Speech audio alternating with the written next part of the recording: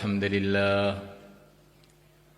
نستعينه ونستغفره ونؤمن به ونتوكل عليه ونعوذ به من شرور أنفسنا من سيئات أعمالنا من يهديه الله فلا مضل له ومن يضلل فلا هادي له أشهد أن لا إله إلا الله وحده لا شريك له وأشهد أن سيدنا مولانا محمدا عبده ورسوله اللهم صل وسلم وبارك عليه وعلى آله وأصحابه والتابعين لهم إلى يوم القيامة أما بعد.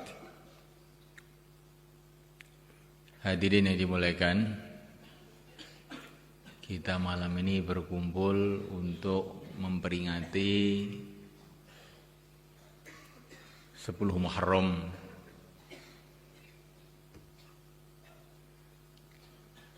mengingati sejarah perjuangan para nabi.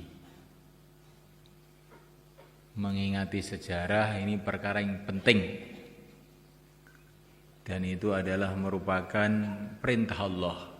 Wadzakirhum bi ayyamillah. Ingatkanlah mereka dengan sejarah datangnya pertolongan-pertolongan Allah.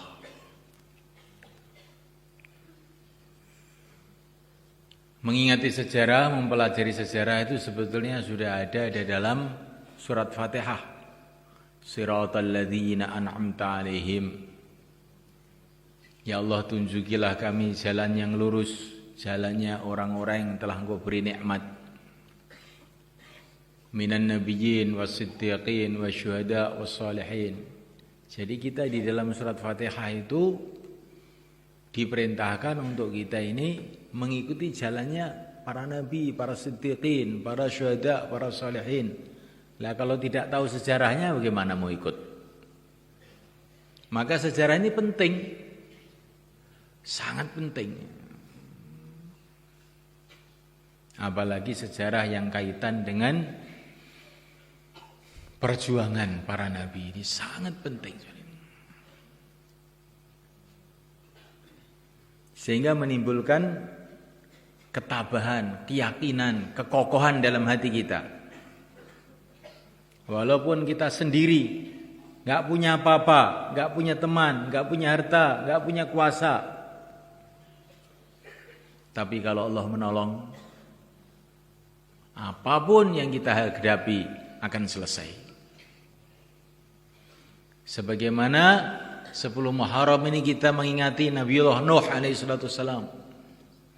Dakwah siang dan malam. Beliau tidak punya asbab-asbab kebendaan apa-apa. Tapi beliau punya Allah. Beliau ditolong oleh Allah. Akhirnya semua musuh-musuhnya hancur pada 10 Muharram ini. Seluruh orang kafir di seluruh dunia habis tenggelam. Dengan barokahnya dakwahnya Nabi Nuh alaihi salatu wassalam dan doa beliau. Dakwah kalau sudah diramu dengan doa, ini kekuatannya melebihi bom nuklir semuanya kan. Sekarang orang tahu ramuan ini jadi bom, ramuan ini jadi herbal reaksi cepat. Tahu herbal reaksi cepat, ramuan ini. Coba kita ada ramuan Nabi Nuh ini. Inni da'autu qaumi laila wa nahara. Dakwah siang malam diramu dengan Rabbi la tadhar 'alal ardi minal kafirin dayyara. Ketika ini diramu, cuman ramuannya itu godoknya agak lama, 950 tahun. Ya, ini ramuan itu ternyata lebih dahsyat dari bom nuklir Nagasaki Hiroshima. Ya, ini santri ini yang harus belajar ini. Kalau cuman ramuan-ramuan itu bagiannya orang farmasi, bagiannya anak-anak SMA, perawat-perawat, ya, itu sih biasa. Ya. Tapi ramuan Nabi Nuh ini Kamu harus belajar ini. Begitu juga ramuan Nabi Musa alaihissalam. Dakwah diramu dengan tawakal. Wa ufawwidu amri ilallah. Innallaha basirum bil ibad. Fawaqahu Allah sayyiati ma makaru wa haqa bi ali fir'auna su'ul azab. Selamat Nabi Musa dan seluruh orang Islam, hancurlah Fir'aun dengan seluruh pasukannya. Memulaikan Allah Ta'ala dan 1 Muharram, 10 Muharram, bulan Muharram ini pelajaran yang sangat penting yang diberikan oleh Sayyidina Umar bin Khattab kepada umat ini. Karena 1 Muharram atau bulan atau tahun Hijrah ini peringatan buat umat ini semuanya. Untuk mereka ini kerjasama bareng-bareng membuat masyarakat yang diridhoi oleh Allah. Nabinya, umatnya bareng-bareng. Laki-lakinya, wanitanya bareng-bareng. Orang Quraisynya dan orang-orang selain Quraisy bareng-bareng. Orang dalam negerinya, orang luar negerinya bareng-bareng. Orang ulama-ulamanya dan mu'alaf-mu'alafnya bareng-bareng. Gerudukan ke Madinah membuat masyarakat yang diridhoi oleh Allah di sana. Dan ini sekarang di Temboro itu benih-benih ini kok kelihatannya tampak gitu. Semoga Allah berkati benih-benih ini. Di Temboro ini masyarakat Madinah 1400 tahun yang lalu itu tampak itu gambarannya itu. Di sana ada muhajirin ansor kerjasama menghidupkan agama di Madinah. Di Temboro juga ada muhajirin ansor. Muhajirin itu ya santri-santri, orang-orang yang khurut itu. Ansor itu orang-orang asli Temboro. Nah, ini muhajirin ansor sudah ada. Di Madinah itu ada orang Arab, ada orang non-Arab. Di sini juga ada, Arab juga ada. Habib Ibrahim ini Arab asli. Nah, kalau Habib Ubaid ini Arab campuran. Nah, Arab ada, non-Arab juga ada.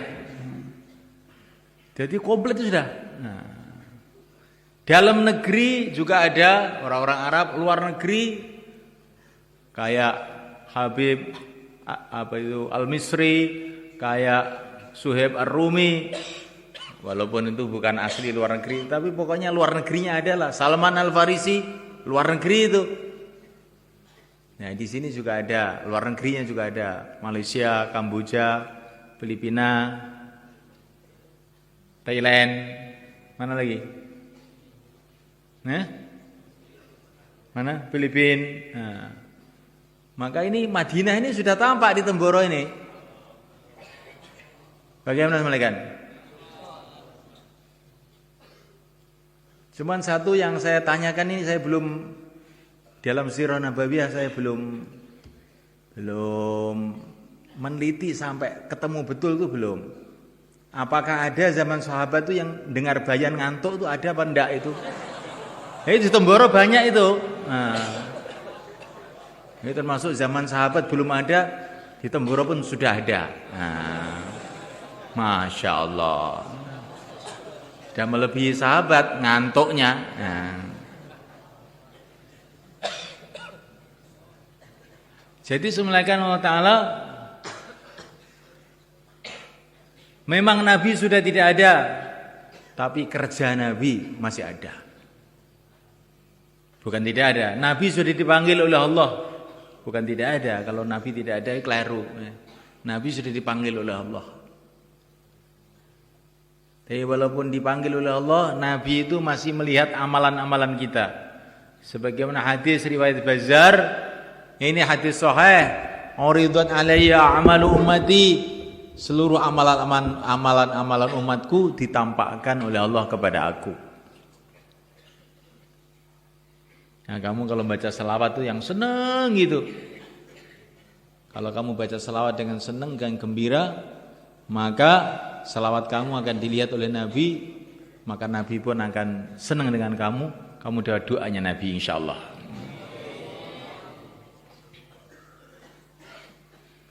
Yang muliakan Allah Ta'ala, Nabi sudah dipanggil oleh Allah, kita sudah ditinggalkan beliau 1400 tahun lebih, tapi Nabi masih meninggalkan untuk kita kerja Nabi, perjuangan Nabi.